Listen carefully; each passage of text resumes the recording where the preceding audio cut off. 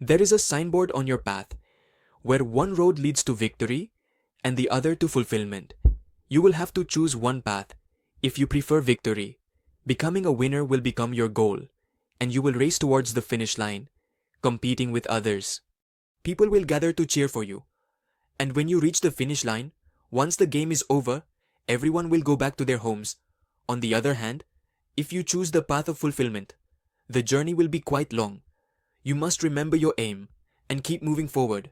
Seeing your aim, people will join your journey, and even when you are no longer there, those who joined you will continue to move towards that aim without you, and will inspire others to choose that path as well.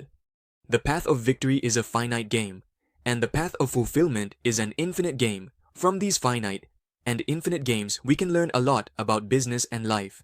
Now, let me explain with an example what exiting the finite and infinite our mind is. The author of this book, Simon Sinek, being an optimist and marketing consultant, was invited to the education summits of two major world companies, Microsoft and Apple. It was then that he discovered the secret to Apple's world-famous success. He noticed that at Microsoft's education summit, 70% of the executives' presentations were about how to defeat Apple, whereas at Apple's education summit, 100% of the presentations were about how to help teachers teach students effectively and how to help students learn better. Microsoft was focused on defeating its competitor, while Apple was focused on improving itself. In a finite, low-one way, Microsoft gave Simon their latest product, Zune, which Simon really liked. So, when Simon met with Apple's senior executive, he told them, "Do you know, Microsoft gave me their new Zune, which is much better than your iPod." To this, Apple's senior executive simply replied with one sentence, "I have no doubt," meaning that the basic product might be better than ours. Behind this brief answer, there is a hidden message that says Apple is a final player. And final players understand that, while they may be ahead, they can sometimes fall behind. The goal is not to remain at the top every day and defeat competitors, because that's what finite players do. Finite players play to defeat those around them, while infinite players play to become better than themselves. Infinite players think about how they can make their company better, today compared to yesterday. Their goal is to make today's product better than the product they made or yesterday. In a finite game, the game is over when a win or loss is declared, whereas in an infinite game, there are no wins or losses. To succeed in an infinite game, we should think about how we can create an organization that will last for many generations to come, and whose value continues to increase day by day. Therefore, today I will introduce you to the latest book by Simon Sinek, the author of Start With Why. I will discuss 5 elements from the finite game that companies like Apple, which are infinitely growing, follow, and these elements can also help you build an infinitely growing company. Element number 1 is just cause. Just cause is a specific vision for the future that does not currently exist, but it is so compelling that people are willing to sacrifice anything to become a part of that vision. Just cause and why are different, because why is about our past, why we started all this, and just cause is our future vision that we are seeking. Just cause is more than a vision statement, because many companies' vision statements are about delivering the most value and highest quality products. In this time, we will become the most respected brand in this field, reach this position, and in the next 5 years, our company's turnover will reach this level. This is not just cause. This is a description of what some companies want to become, not something for which people would give their blood and sweat. The just cause was something Sam Walton had. He used to say that if we work together, we can all reduce our cost of living and show the world how to save and live a good life. It was the art of involving people in his vision that made his company, Walmart, so popular, and for many years, he remained the richest person in the world. In short, a just cause is a vision that Kuri once known, people want to become a part of, and genuinely help advance towards that vision. Just as we all believe that the reason for Apple's growth is Steve Jobs. However, we all also know that, besides Steve Jobs, there were many people involved in Apple's success who invented all this technology. Yet we only know Steve Jobs because he had the art of positively influencing people.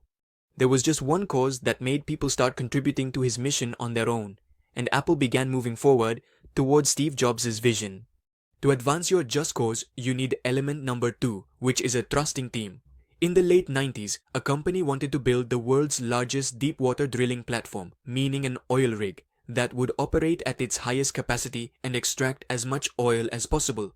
But it was a very tough and risky task. Because on such a large oil rig, a small mistake could lead to an accident that might cost many lives and cause millions of dollars in damage. That's why the company hired the world's best team in the industry, Rick Fox's team, who could complete this task safely. But Rick was aware of the complexity of this task. Therefore, Rick sought the help of an old woman who was a Holocaust survivor and an expert in understanding people's feelings. She gave Rick a principle for building a strong and trustworthy team. People will only work together when they feel psychologically safe.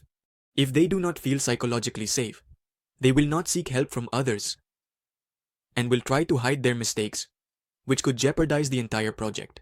Therefore, Rick started a practice to make his team feel psychologically safe, where all crew members would sit together and share stories from their childhood, their life's happy moments, their problems, and their likes and dislikes. This practice created an emotional connection among the team members, and they began to understand each other better, which significantly improved the flow of information and brought about a mutual understanding among the crew members. Due to this simple practice, that oil rig achieved the best safety record in the oil industry, without a single accident, and extracted more than 14 million barrels of oil, which was far beyond their goal, because the team worked together exceptionally well. The reason for this was the simple practice suggested by the old woman. Regarding this, some businessmen told the author that the team's job is to enhance the company's performance, not to understand each other's feelings. Then the author said that weak cultures depend on rules, whereas strong cultures are built on relationships.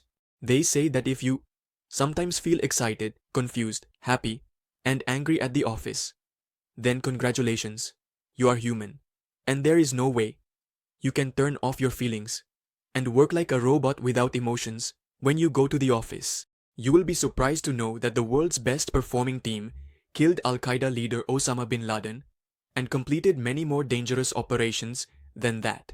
In the promotion of Navy SEALs, more importance is given to trust, than performance, because they believe that while performance is important in building a high-performing team, trust is even more crucial. Therefore, make your team feel psychologically connected so that they work together harmoniously, which is a sign of a trusting team, because if the team is trusting, high performance will naturally follow. Element number 3. In this competitive environment, most people waste their energy on comparing themselves to others instead of learning from them. If you compare yourself with others in your field, they will be considered your competitors. But if you learn and improve from them, they will become your worthy rivals. And to grow infinitely, we need worthy rivals, not competitors.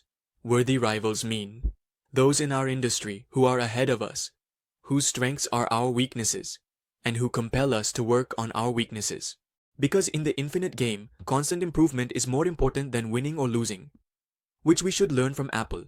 At the beginning of the PC era, Apple's worthy rival was IBM. But later, when IBM couldn't grow as much and fell behind, Apple made Microsoft its worthy rival. However, Microsoft was also unable to push them and wasn't as innovative, so it didn't remain a worthy rival for Apple. At one point, BlackBerry became a worthy rival for Apple due to the iPhone, but it couldn't withstand the competition. Currently, Google and Facebook are considered worthy rivals for Apple based on user experience and personal privacy. This means that Apple's just cause and standard of working are very strong, because instead of defeating their competitors, they focus on learning from them and improving themselves. Apple's worthy rivals have compelled them to become strong, innovative, and creative, which has allowed them to grow as much as they have today. If you find worthy rivals, you should learn from them and bring about change, which is element number 4. Existential flexibility. Existential flexibility means having the flexibility to bring about a 180-degree change in our working strategy if needed, to achieve our just cause. Any company that has not adopted existential flexibility has failed today, like Kodak and Blockbuster. In 1975, Kodak invented the world's first digital camera, but they themselves prevented it from entering the market because they feared that this technology would shut down their entire business. They were involved in making camera printing, paper, printing chemicals, film rolls, and many other things that might stop selling with the advent of digital cameras.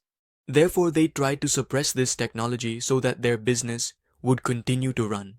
But a few years later, Japanese companies, Nikon and Fujifilms, presented this technology to the world, and today the world has forgotten Kodak. Kodak refused to be flexible, and so it broke down, and something similar happened with Blockbuster as well.